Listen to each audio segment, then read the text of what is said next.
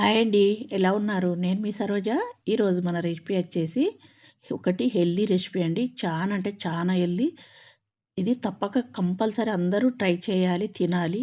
మీ పిల్లలకు పెట్టాలి, మీరు తినాలి. చాలా ఇసొంటిది దొరుకుడు చాలా అంటే చాలా మంచిదండి. మనకు ఆరోగ్యానికైతే చాలా మంచిది. కంపల్సరీ ఇలా చేసుకోండి. ఫస్ట్ టైం మన ఛానల్ చూసే వాళ్ళైతే పక్కకున్న బెల్ ఐకాన్ క్లిక్ చేయండి. నేను పెట్టే ప్రతి వీడియో మీ ఫోన్‌కు నోటిఫికేషన్ రూపంగా వస్తదండి.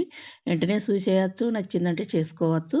ఇవి హ్మ్, కుడుములండి. మన చిక్కుడుగాయతోటి చేసి చూయించుతా.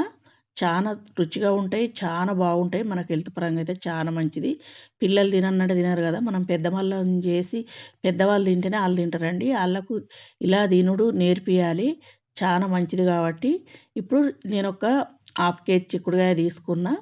చిక్కుడుగాయలు కొంచెం ఫ్రెష్‌వి తీసుకోండి. తీసుకున్నాక వీటిని అట్లా మనం గింజలన్నీ ఒలుసుకోవాలి. కొద్దిగా లేతగుండిందుంటే తొక్కలేసుకున్నా పర్లేదు. కొన్ని ఇప్పుడు దాన్ని మనం ఏదన్నా ఒక కప్పు మెజరింగ్ చేసుకోవాలి. ఒక కప్పులో వేసుకోవాలి. నాకు గింజలు ముప్పావు కప్పు దాకా అయినాయి కదా! తొక్కలతో తీసుకుంటున్నా. అవి అన్నీ కలిసి మనకు కప్పు అయినాయి. మనకు తొక్కలలో సుతం గింజలున్నాయండి. లేతయి ఉంటాయి. ఇప్పుడు దాన్ని ఒక గిన్నెలో ఏసుకోవాలి. మనం ఏ గిన్నెలో ఉడకబెడతామో ఆ గిన్నెలో ఏసుకోవాలి. ఏసుకున్నాక దాంట్లో ఒక గ్లాసెడు వాటరేసుకోండి. మామూలుగా మీడియం సైజు గ్లాసు. ఏసుకున్నాక దాంట్లో కొంచెం అవిటికి సరిపోను సాల్ట్ ఏసుకోండి. ఏసుకున్నాక వీటిని ఒకసారి కలుపుకొని మనం దాన్ని స్టవ్ మీద పెట్టుకోవాలి, ఉడికించుకోవాలి. ఇప్పుడు అవి ఉడికేలోపు మనం కొత్తిమీరను, ఉల్లిపాయ కట్ చేసుకోవాలి. మెయిన్ వీటికి కుడుములకు ఇవే మెయిన్ అండి. వీటితోటే టేస్ట్ అయితే సూపర్ ఉంటాయి. ఉల్లాకును, కొత్తిమీరాకు కొంచెం ఎక్కువనే పడతది. మనం ఎంత ఎక్కువ వేసుకుంటే అంత సూపర్ ఉంటది. ఇప్పుడు ఉల్లాకు ఏమన్నా ఖరాబ్ ఉన్నయి తీసేసుకొని శుభ్రం చేసుకోవాలి. శుభ్రం చేసుకున్నాక అవి ఉల్లాకును కడుక్కున్నాకనే కట్ చేసుకోండి. చూడండి మనకు అవి ఉల్లిగడ్డలు ఉన్నాయి కదా! వీటితోటి పని లేదు. అవి పక్కకు పెట్టేసుకోండి. మనకు ఉల్లి కాడలు కావాలి. చూడండి అవి. అవిటిని ఎంత చిన్నగా వీలైతే అంత చిన్నగా కట్ చేసుకోండి. ఉల్లాకు, కొత్తిమీరాకు 2 కట్ చేసుకొని శుభ్రంగా కడుక్కొని రెడీ ఉంచుకోవాలి. చూడండి అట్లా.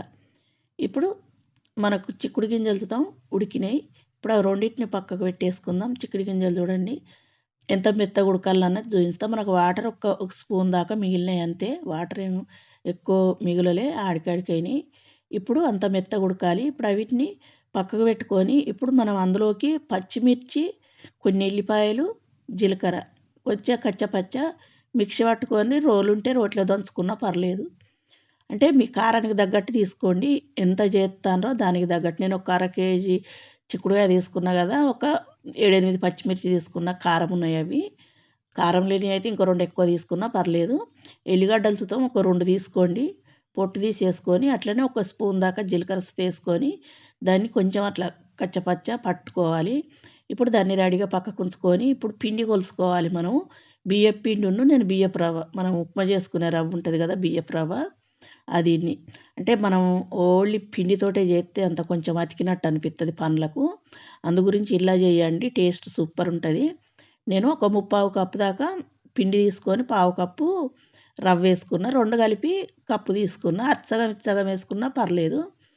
ఇప్పుడు దాన్ని మనం కలపటానికి వీలుగా ఉండే ఎడల్పు పిల్లట్లో వేసుకొని ఇప్పుడు మనం కట్ చేసుకున్న కొత్తిమీర, ఉల్లాకు, మనం పట్టుకున్న మిరపకాయ పేస్ట్ అవి వేసుకొని దాంట్లో మళ్ళీ తగినంత సాల్ట్ వేసుకోవాలి. నేనైతే స్పూను మీద ఇంకొక పావు స్పూన్ దాకా వేసుకున్నా. మీ రుచికి తగ్గట్టు వేసుకోండి. వేసుకున్నాక ఇప్పుడు చిక్కుడుకాయలు సుతం ఉడకబెట్టినవి వేసుకోవాలి. చూడండి వాటర్ ఏమి ఎక్కువ లేవు. ఆ వాటర్ పోసుకోకండి. పోస్తారు కానీ వద్దు మంచిగా ఉండయి. ఇప్పుడు వాటర్ని పక్కకు పెట్టేసి మనం పిండి అంతా దాన్ని కలుపుకోవాలి. అంటే మనకు గింజలు కదా! కొంచెం మెదివినట్టు కలుపుకుంటే మనకు గింజలు సుతం కొన్ని మెదుగుతాయి. అన్నీ అట్లా మెత్తగా చేసుకోవద్దు. కొన్ని గింజలు ఉంచుకోవాలి. మనకు గింజలు తింటుంటే తలుగుతూనే టేస్ట్ చాలా బాగుంటాయి. గింజలతో కొన్ని ఉంచుకొని కొన్ని మెదిగేటట్టు మనం పిండి కలుపుకోవాలి. పిండికి ఉప్పు సరిపోయిందా లేదా కారం, ఉప్పు అన్నది చూసుకొని తక్కువ ఉంటే వేసుకోండి. సరిపోతే పర్లేదు. ఇప్పుడు అదంతా కలుపుకున్నాక కొన్ని నేనైతే వేడి వాటర్ తోటి దీన్ని పిండిని కలుపుకుంటున్నా. వేడి వాటర్ తోటి అయితేనే మనకు బాగుంటుంది. దాన్ని కొంచెం గోరువెచ్చగా అయినాక మనం పిండిలో వేసుకుంటా కలపాలి. కొన్ని కొన్ని వేసుకుంటా కలుపుకోండి. ఎందుకంటే మనము ఉల్లాకు, కొత్తిమీరాకు కడిగింది వేసుకున్నాం కదా! మనకు చిక్కుడు గింజలతో ఉడికినయే కదా! వీటిలల్లో పదన ఉంటుంది కాబట్టి ఎక్కువ పట్టదు. ఇప్పుడంతా పిండి అంతా అట్లా చాలా మెత్తగా కలుపుకున్నాలి. చూడండి కలుపుకున్నాక ఇప్పుడు మనం ఇడ్లీ పాత్ర ఉంటుంది కదా! దాని గిన్నెలలో నేను పెట్టి చూపిస్తా. ఇలా ఈ ఇడ్లీ పాత్రలు ఇట్లా లేకపోతే మీరు ఇట్లా మనకు చిల్లుది ఉంటుంది కదా! జాలిది దాంట్లో పెట్టి సుతం కొంచెం అడుక్కు నెయ్యి గాని, ఆయిల్ గాని రాసేసి దాంట్లో పెట్టి మనం ఉడికించుకోవచ్చు. ఆవిరి కుడుములు, ఆవిరి వీణ. ఇప్పుడు మనం ఆ ప్లేట్లకు కొంచెం ఆయిల్ గ్రీజ్ చేసుకున్నా పర్లేదు, వట్టిగా పెట్టుకున్నా పర్లేదు. నేనైతే కొంచెం ఆయిల్ అన్నది దానికి అంతా ఆవిడికి అప్లై చేసుకొని ఉంచుకొని, ఇప్పుడు పిండిని మళ్ళా కొంచెం తీసుకొని దాన్ని మనం చపాతీ ముద్దలాగా కొంచెం కొద్దిగా సాఫ్ట్‌గా కలుపుకోవాలి. కలుపుకున్నాక ఇప్పుడు కొంచెం కొంచెం మన చపాతీ ముద్ద కంటే కొంచెం తక్కువ తీసుకోండి. తీసుకున్నాక మనం దాన్ని రౌండ్‌గా చేసుకొని మనం అరచేతిలో వేసుకొని కొంచెం ప్రెస్ చేసుకొని మనం అట్లా చేసుకునుడే.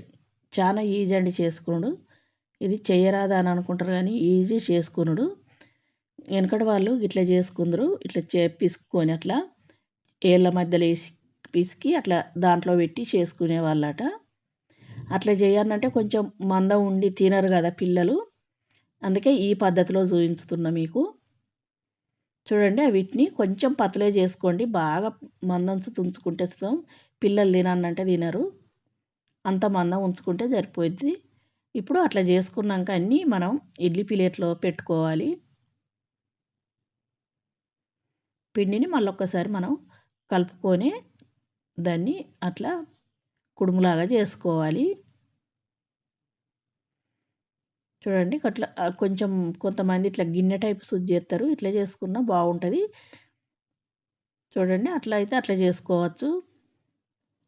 ఎట్లా చేసుకున్నా కొంచెం పతలా అనుకుంటే మనకు తినేటప్పుడు పిల్లలు ఈజీగా తింటారు. ఇప్పుడు అన్నీ మనం చేసుకొని ఇడ్లీ ప్లేట్‌లలో పెట్టేసుకోవాలన్నీ. చూడండి అట్లా.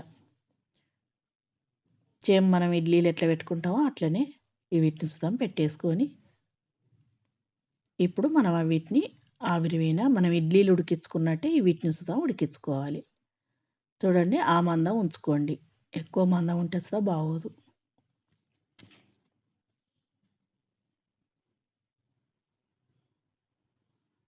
ఇప్పుడు మనం నేను ఆల్రెడీ ఇడ్లీ పాత్రలో వాటర్ పెట్టేసుకున్నా. మనకు వాటర్ బాయిల్ అయితే ఉంటాయి. ఇప్పుడు స్టాండ్ తీసుకుపోయి అందులో పెట్టేసుకుంటే అయిపోతుంది.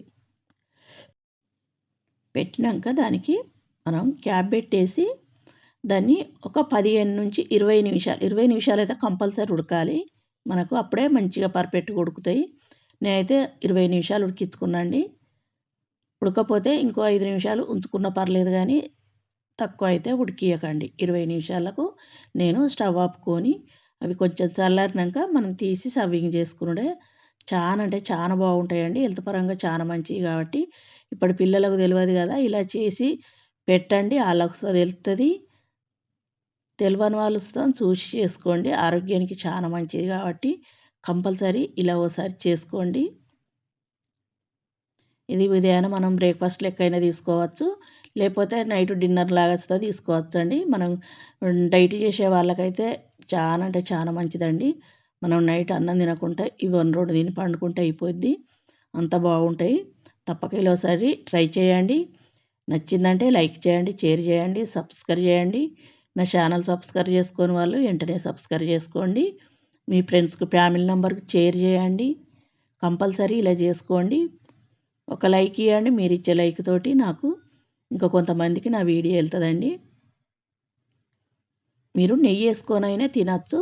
నేను దాంట్లోకి చెకిన్ చేసిన ఇప్పుడు పిల్లలు కొంచెం తిననంటే తినరు కదా! వెనకటి వాళ్ళు ఇది నెయ్యి మన పల్లీల నూనె ఉంటుంది కదా! ఆ నూనె అట్లా వేసుకొని తినేవాళ్ళట. కాకపోతే నేనైతే ఇందులోకి చెకిన్ చేసిన. చెకిన్ వీడియో ఇందులో పెట్టలేదు.